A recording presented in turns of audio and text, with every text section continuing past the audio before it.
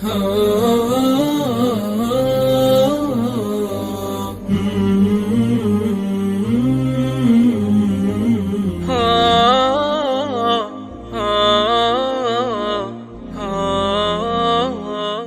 हमारे बच्चों के लिए क्या एडवाइस देंगे, और हम लोग थोड़ा सा आप ये भी बताएं कि हम लोग घर पे मैनेजमेंट के लिए क्या करें।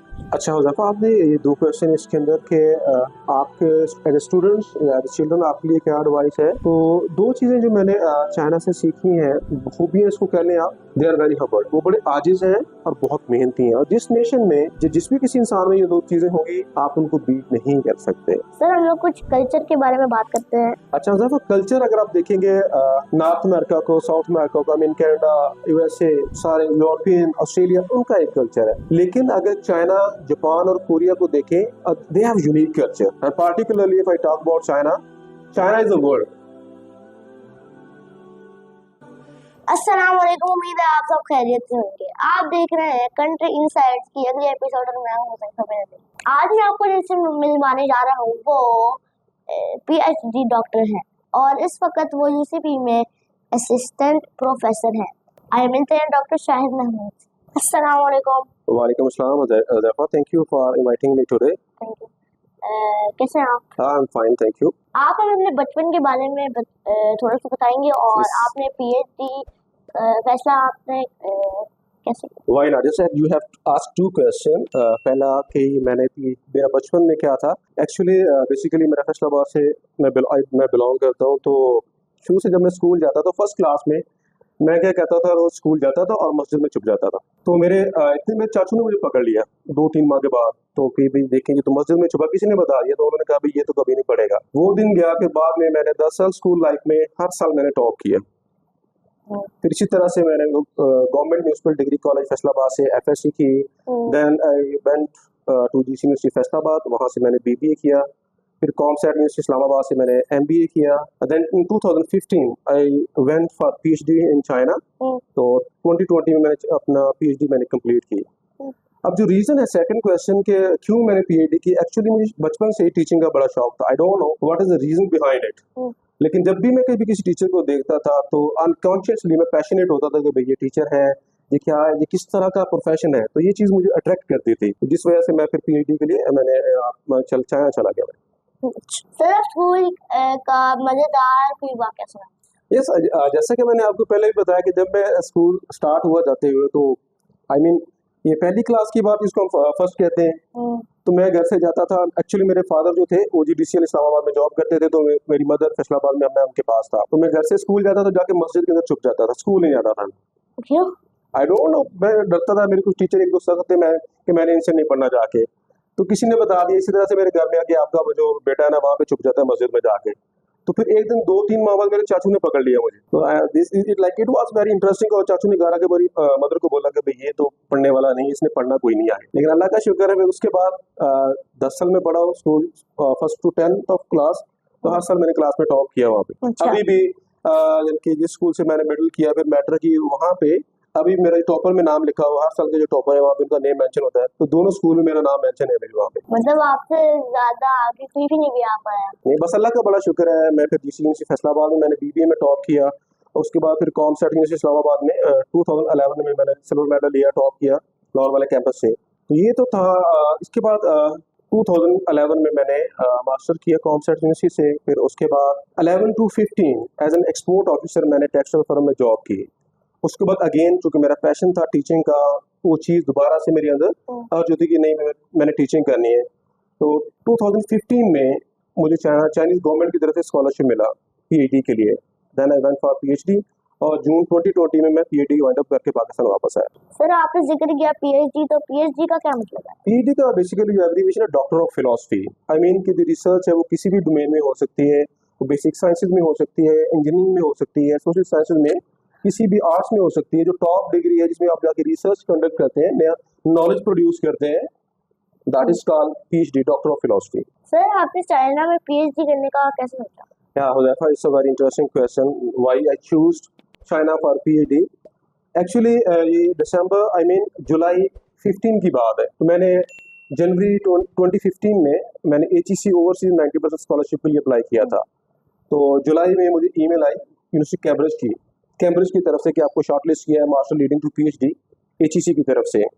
और फिर उसी माह में मुझे चाइना की तरफ से ईमेल आ गई सिलेक्शन की। लेकिन एचईसी का जो मसला था कि मेरा दिसंबर के अंदर 2015 में इंटरव्यू कंडक्ट होना था। जो मेरे कुछ दोस्त थे कि नहीं यार आप ये ना करो, आपको इंटरव्यू में फेल कर देंगे, तो बेहतर है चाइना की अपॉर्चुनिटी आपके पास है तो उधर चले जाओ। तो एट दैट टाइम मैंने रिस्की फील किया, मैंने क्विट किया इस चीज़ को कि मैं इसको परसू नहीं करूँगा, एचईसी का स्कॉलरशिप रिस्क नहीं लूँगा, और फिर मैं चाइना पीएचडी के लिए चला गया। और इससे इसके दूसरी जो मेरा इंटरेस्ट डेवलप हुआ, मेरे एक दोस्त है doctor Nabeel, like we were studying together at COMSATS university, तो उनका 2012 में उनका वहाँ पे पीएचडी का स्कॉलरशिप हुआ था। तो अक्सर उसने मुझे वीडियो कॉल्स करने, और मैं वहाँ से बड़ा उसके वेदर से बीजिंग के बड़ा इम्प्रेस था। तो बस इसलिए फिर मैंने चाइना को चूज़ किया।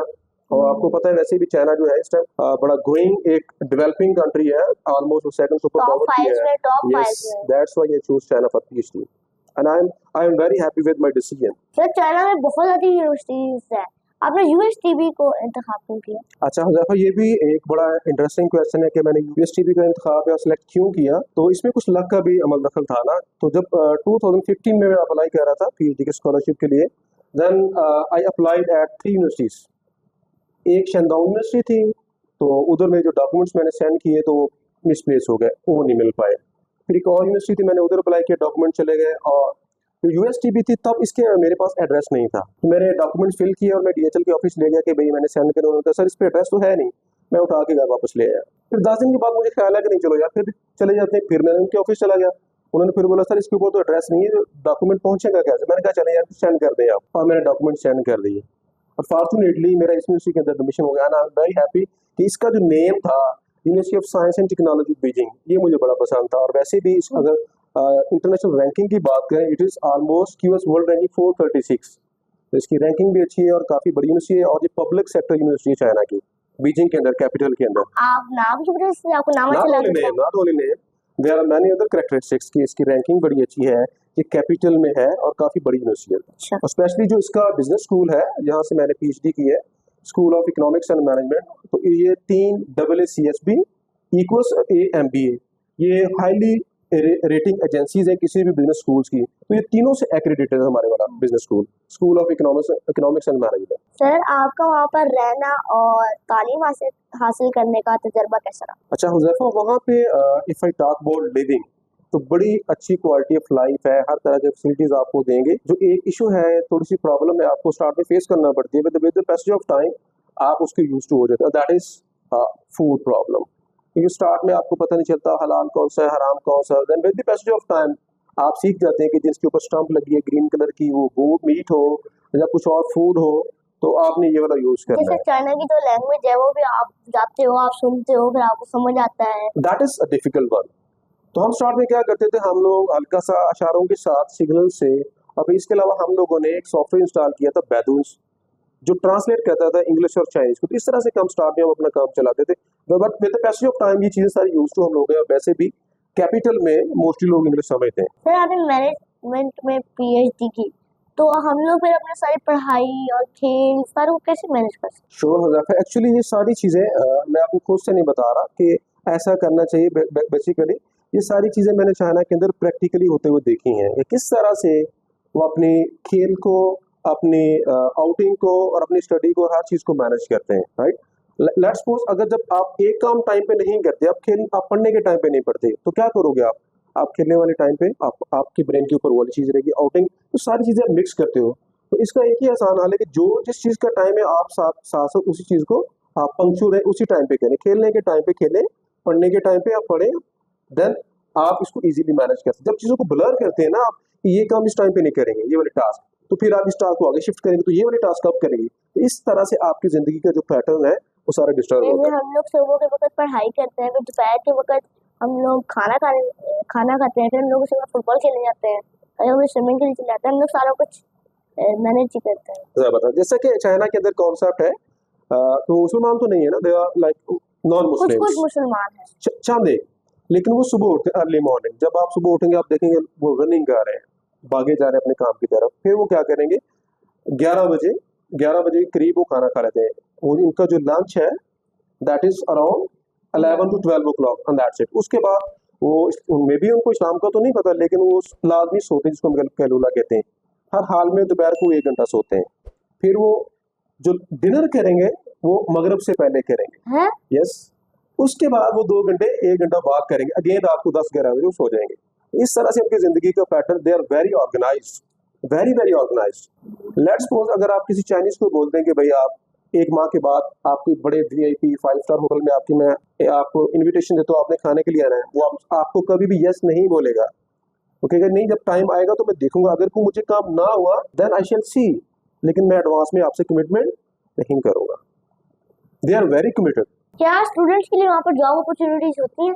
और आपने क्या जॉब? अच्छा हुज़ैफा, जब मैं 2015 में चाइना गया था, तब वहाँ पे ये रूल नहीं था कि आप अगर उनकी स्कॉलरशिप पे हैं, आप विद स्टडी आप जॉब नहीं कर सकते, क्योंकि उनकी अपना एक माइंडसेट है कि if you are studying full time you have time for any other thing, कि अगर आप फुल टाइम जॉब स्टडी कर रहे हैं तो किसी और जॉब को करने के लिए आपके पास टाइम नहीं, और अगर आप कोई जॉब करते हैं इट मीन्स कि आपका ये वाला जो फोकस है आप इसको कम कर रहे हैं। लेकिन अब आके they are going to globalise, वो दुनिया में अपना आप कहने के ज़्यादा से ज़्यादा ग्लोबल होने जा रहे हैं, जो होना चाह रहे हैं।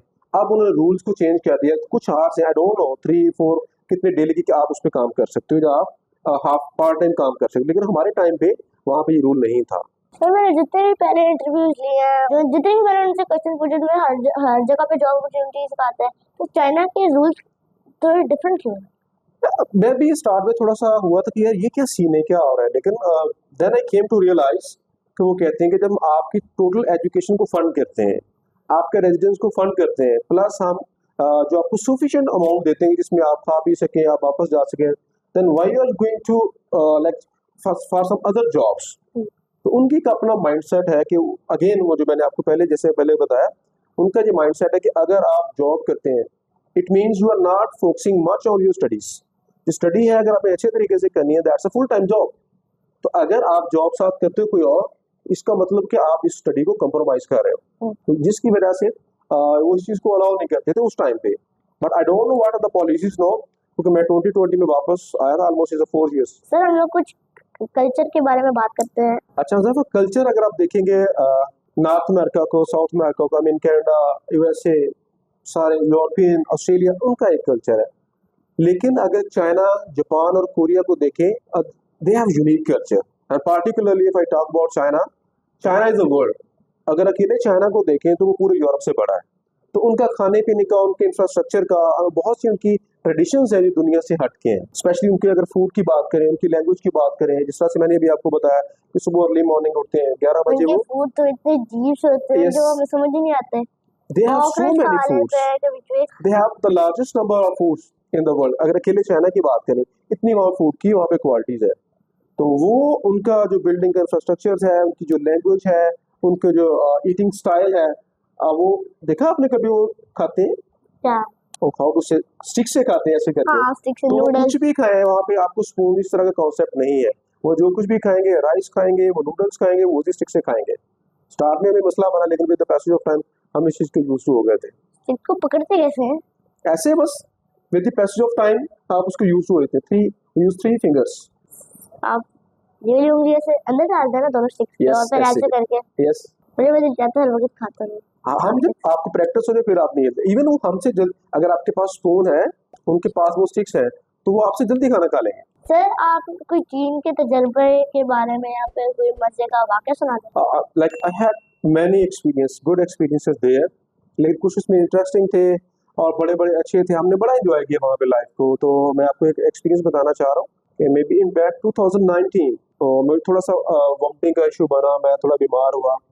तो मेरे इंटरनेशनल ऑफिस के टीचर ने कॉल की, उसको किसने बता दिया जाके कि शायद बीमार है ना। तो विंटर था, -15 था उस टाइम में, -14 था। यस। तो मेरी टीचर की कॉल आई कि शायद कैसे हो। मैंने कहा मैम ठीक हूँ, लेकिन मेरी तबीयत थोड़ी ख़राब है। अच्छा कहते मैं जल्दी से चेंज करो, मैं आपको हॉस्पिटल लेके चलती हूँ साथ में। तो मैंने कहा नहीं नहीं मैम ऐसी कोई बात नहीं, नहीं अभी चलो साथ आओ। तो आपके पास रूम में है जब मैं किसी को भेजूँ? मैंने कहा नहीं मैं नीचे आऊँगा। उन्होंने किसी को भेजा मेरे दोस्त सा शहजादा खान बुनेर से, तो वो मुझे लेने आए रूम से। जब मैं यूनिवर्सिटी के गेट पे गया, एक्चुअली हमारी यूनिवर्सिटी थी रिंग रोड 4 पे थी बीजिंग में, जैसे लाहौर के अंदर रिंग रोड है, वहाँ पे 6 रिंग रोड है 4 के ऊपर। इस साइड पे रिंग रोड के हमारी यूनिवर्सिटी थी, university of science and technology Beijing का गेट, और रोड क्रॉस करके पीकिंग मेडिकल यूनिवर्सिटी, जो चाइना की आई थिंक नंबर 1 यूनिवर्सिटी है या टॉप यूनिवर्सिटी है। तो मैं उस गेट पे जब आया तो मेरी टीचर वहाँ पे आ गई, like she was so feeling cold, उनको तो शदीद टेम्परेचर था, सख्त बुखार था, लेकिन इसके बावजूद भी वो मेरे साथ हॉस्पिटल को जाने के लिए तैयार थी कि मैंने आपको हॉस्पिटल लेके जाना -15 के अंदर। और चाइना में उन लोगों ने हमारी बड़ी रिस्पेक्ट की है।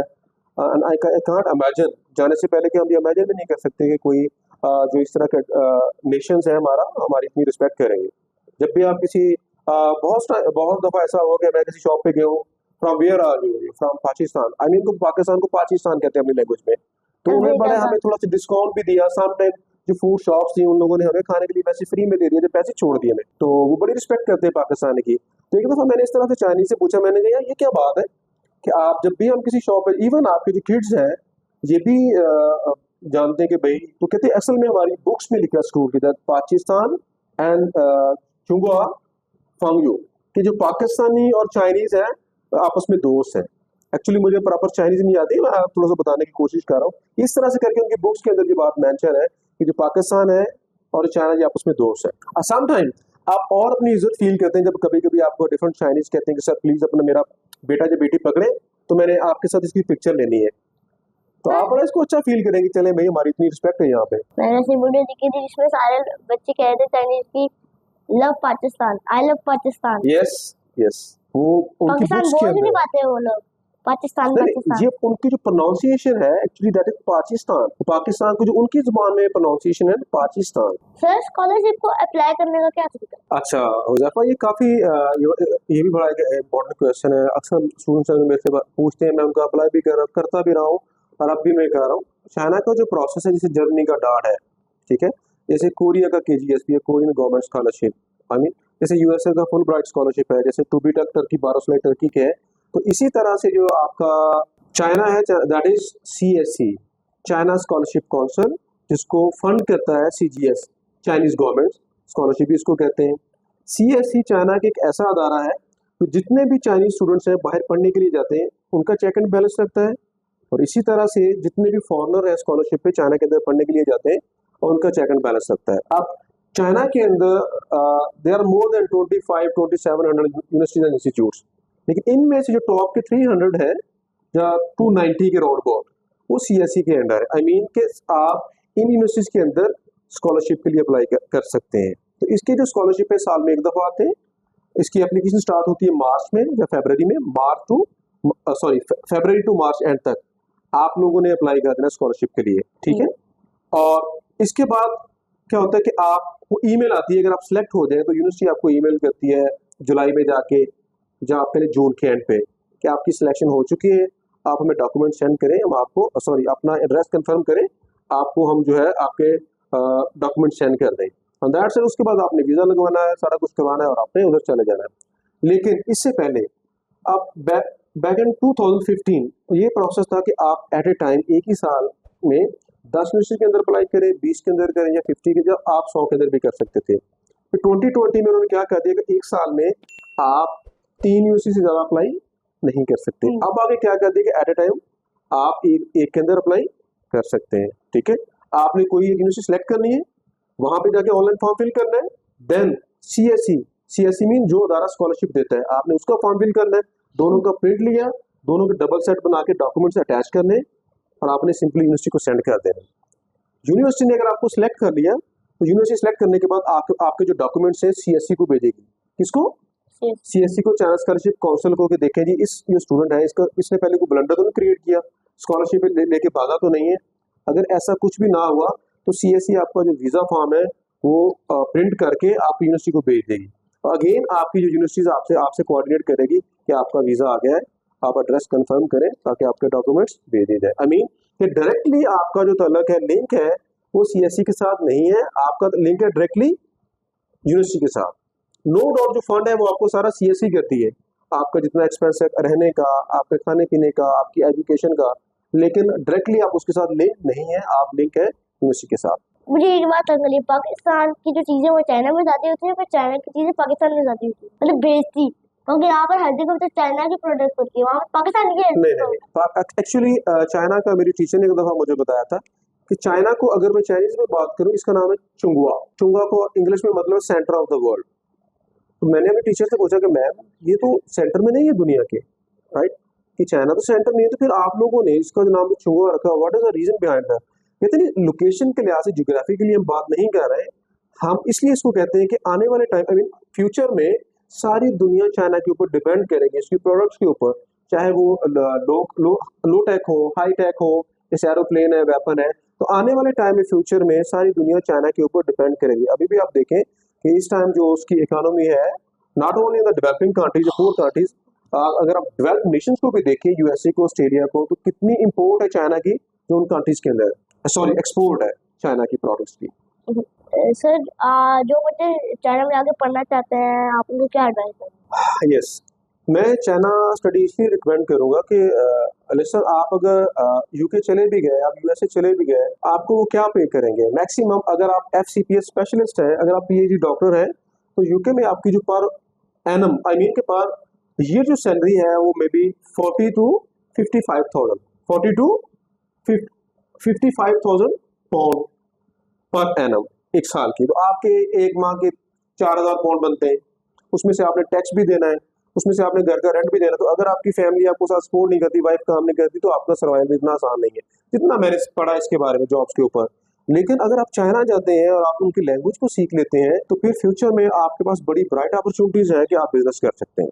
तो ये एक बहुत बड़ा प्लस पॉइंट है कि अगर आप थोड़ा सा आप ब्रॉड माइंडेड है, आप थोड़ा सा चीजों को एक्सपोजर लेना आप जानते हैं, तो चाइना में आपके पास बिजनेस की बहुत अपॉर्चुनिटीज है दोनों तरह से, कि आप वहां बैठ के दुनिया में कहीं पे भी आप अपना कारोबार कर सकते हैं। वहां से मटेरियल को एक्सपोर्ट करते हैं चाइना के अंदर से, आप बाहर बेच सकते हैं, पाकिस्तान बेच सकते हैं, किसी और कंट्री में बेच सकते हैं। अगर आप ये काम नहीं भी करते हैं, आपको लैंग्वेज आती है, तो दुनिया के बेशुमार पूरी दुनिया से बिजनेसमैन वहां पे आते हैं, तो आप उनके साथ एज ए ट्रांसलेटर वर्क करके काफी पैसा कमा सकते हैं। आप अपना काम वहाँ पे स्टार्ट कर सकते हैं, राइट। अब वेयर हाउस के तौर पे आगे सर्विस दे सकते हैं, आप ई कॉमर्स का वहाँ बैठ के काम कर सकते हैं। And they are sufficient opportunities for business in China. Sir आपने बताया था कि आपने टीचिंग को अपना प्रोफेशन चूज किया था, तो आपने क्यों चूज किया था? अच्छा हुज़ैफा, ये भी again it's a good question. आपको पता है कुछ चीजें होती हैं जिसको हम कहते हैं कि हम सोच समझ के करते हैं कॉन्शियसली, कुछ चीजें होती हैं अनकॉन्शियसली, जैसे हम कहते हैं हम सोचते हैं लेकिन कर जाते हैं। तो इसी तरह से मेरा इंटरेस्ट डेवलप हो गया। I don't know what is the reason, कि क्या ये रीजन है या था जिसकी वजह से मैं इस डोमेन में आ गया। बस मेरा एक इंटरेस्ट डेवलप हो गया टीचिंग के लिए।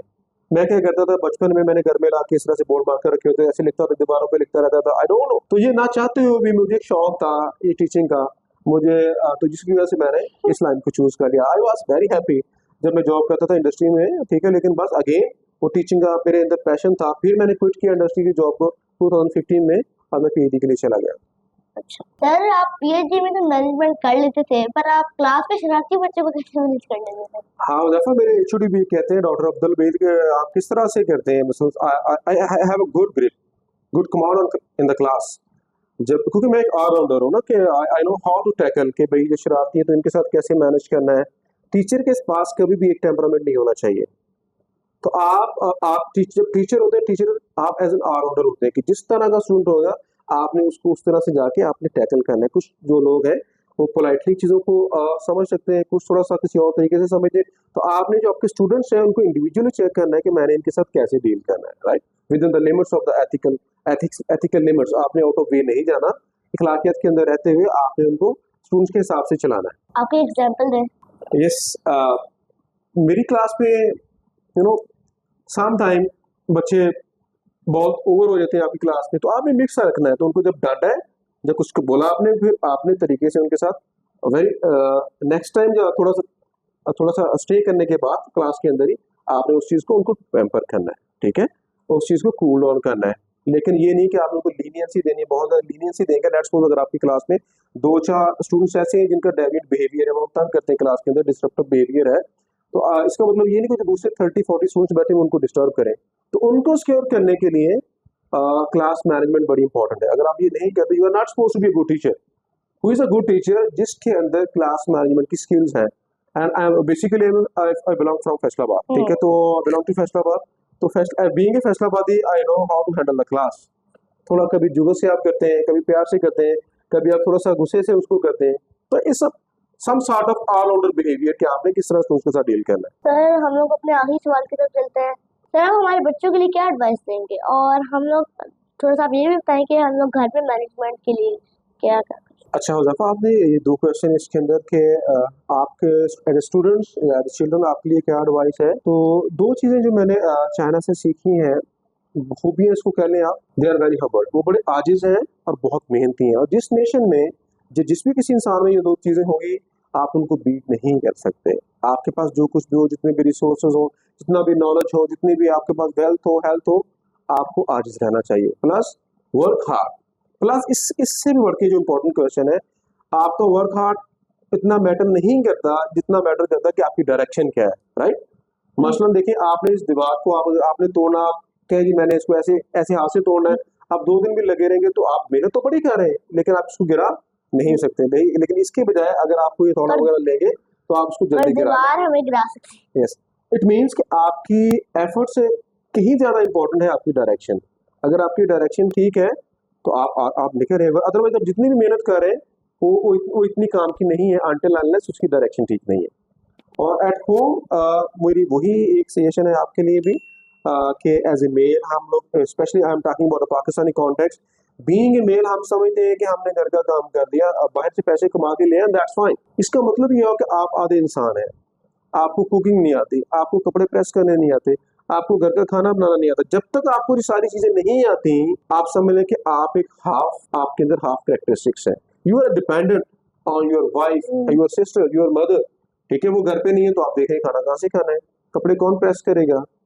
तो ये चीजें अभी से अगर आप अपने अंदर बिल्ट इन करेंगे अभी से, कि आपको पूरा इंसान एक मर्द बनने के लिए आपके अंदर आपसे आपने कमाना नहीं है, और सारी चीजें आपने अपनी फैमिली पे नहीं छोड़ने की, ये मेरी बहन कर देगी, ये मेरी मदर कर देगी, राइट? इट मीन अगर आप ये काम कर रहे हैं तो इट मीन्स कि आपके अंदर आप पूरे एक जो परफेक्ट क्वालिटी वाले एज ए मैन या एज ए चिल्ड्रन आप वो नहीं है। सर एक आखिरी बात कि आप हमारे सुनने वालों को क्या बात कहना जी, मैं लिसनर्स के लिए मेरी एक ही एक सजेशन है कि जो अगेन वही मैं इस बात को रिपीट कर रहा हूँ कि ज़िंदगी में what I have learn from China, हमें आजिज़ रहना चाहिए और मेहनत करनी चाहिए। और वन मोर सजेशन कि जब भी आपके पास कभी पैसा हो, ज़िंदगी में मौका मिला तो चाइना को ज़रूर विजिट करें, देन आप देखेंगे कि वहाँ पे एज ए पाकिस्तानी आपकी कितनी रिस्पेक्ट है। चाहिए।